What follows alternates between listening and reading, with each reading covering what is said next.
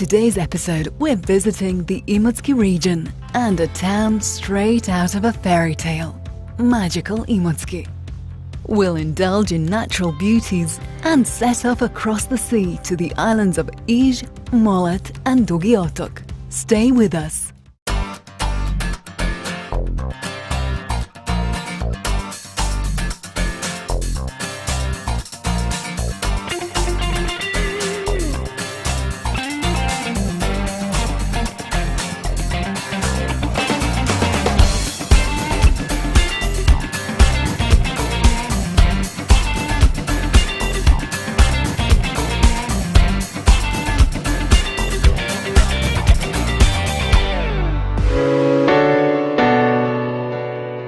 The region of Imotski is a historical name for the area located in the hinterland of the Biokovo mountain.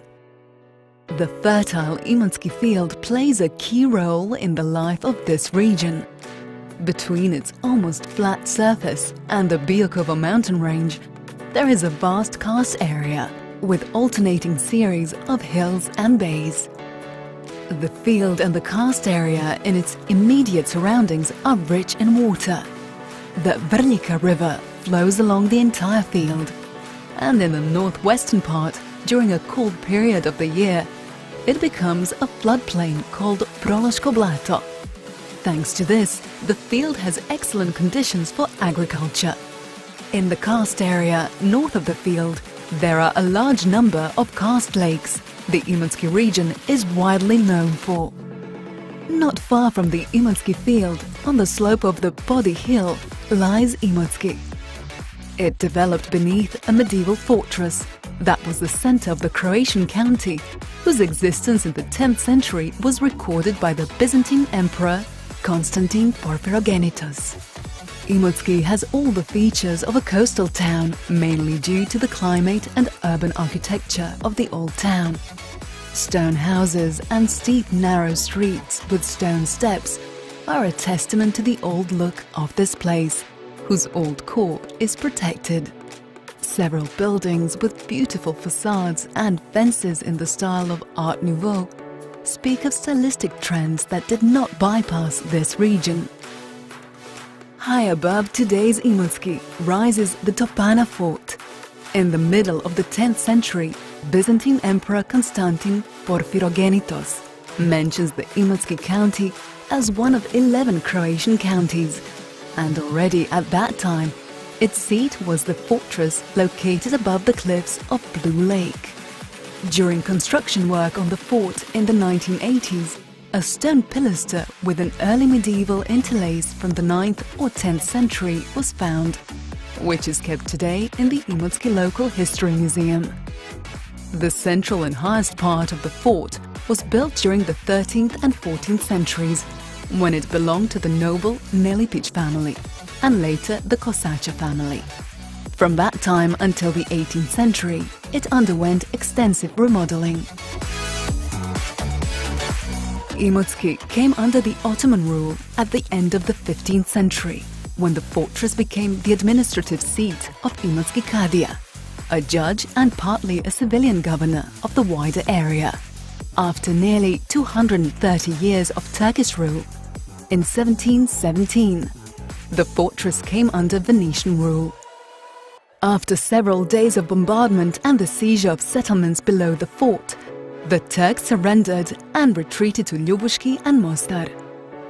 As the city was liberated on the Day of Our Lady of the Angels on August 2nd, that day is today celebrated as the Day of the City of Imotski.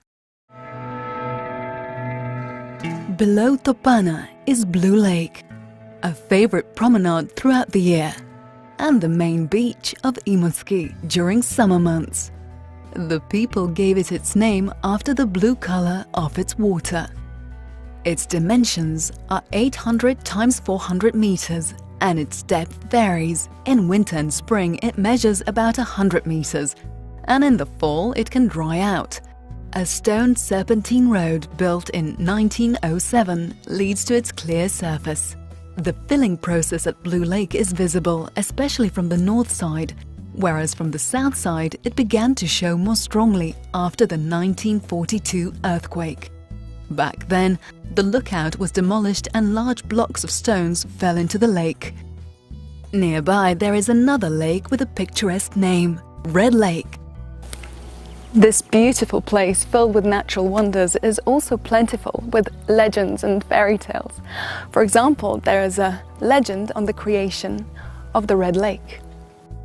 Legend has it that there used to be a huge estate of the richest man in the area called Gavan, who had a wife, children and many servants.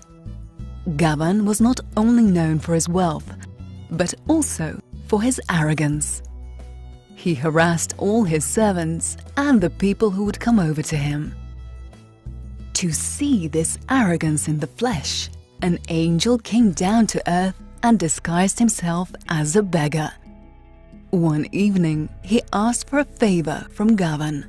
His wife opened the door and instantly refused to give him any food or water. The angel asked the woman if she was afraid of God, to which she replied that she was not afraid of anyone as long as she had her Gavan in her life. At that moment, the earth darkened, thunder crashed, lightning flashed, and the whole of Gavan's estate, Gavan, his wife and children, sank into the land that opened wide to swallow them. This is the site of today's Red Lake. During the storm, if there's a strong bora wind blowing through the rocks, people say they can sometimes hear the screams of Gavan and his wife from the depth of the lake. Still, Red Lake, despite the somewhat scary story of Gavan, is one of Imotski's finest pearls. It has a diameter of 200 meters, and the water depth reaches at some points 300 meters, where the bottom is below sea level.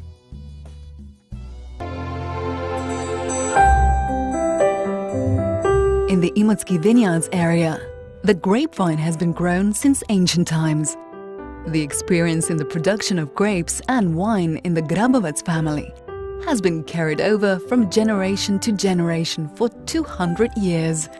This is evidenced by the 1812 acknowledgement that the Grabovec family received for their wines from the French Napoleonic authorities. Milan, I'm supposed to be able to talk, but we've had some tasting, and I don't know how eloquent I am at the moment, so you go ahead. Usually some people say that the wine unties the tongue, so let's try to do that.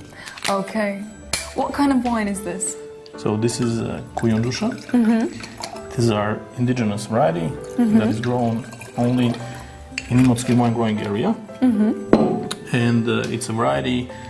Actually, this one dominantly originates from the valley, actually from the southern part of the valley, where we have clay soil. And in this case, it would be a light-bodied, easy drinking, some kind of a summer wine. So with discreet, fruity aromas, quite easy drinking and refreshing.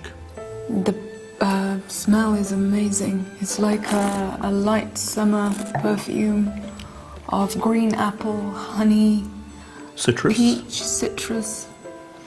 Yeah, so Kuyundusha is actually the name itself originates from Turkish kuyumcu, which means gold craftsman actually. And practically in context of that gold description, it communicates something about the color of the berries of this variety when it's fully ripe. So it's golden. And many people believe that the name itself is some kind of a residual from the Ottoman times in our area. Of course.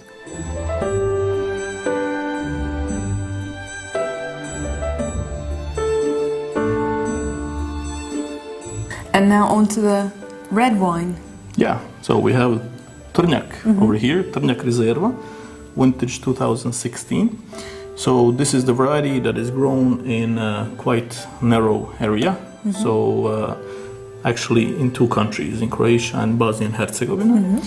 And quite limited wine growing area between the cities of Imotski, Vrgorac and Ljubuški in Herzegovina. I guess today there's not more than 100 hectares of this variety in total. And I guess there's only 5 or 6 single varietal labels that are available on the market. What a color. Yeah, so red wines in Croatia, and especially in Dalmatia, we don't call it red, but we call it black wine. And when you see a color like this, it's pretty clear why. So really dark red color. And in this case, you can notice a lot of these purple hues. So practically, according to the color, you can see that this wine definitely has some aging potential. So it can age a couple of years more. 6-7 years without any problem. This one is winter 2016.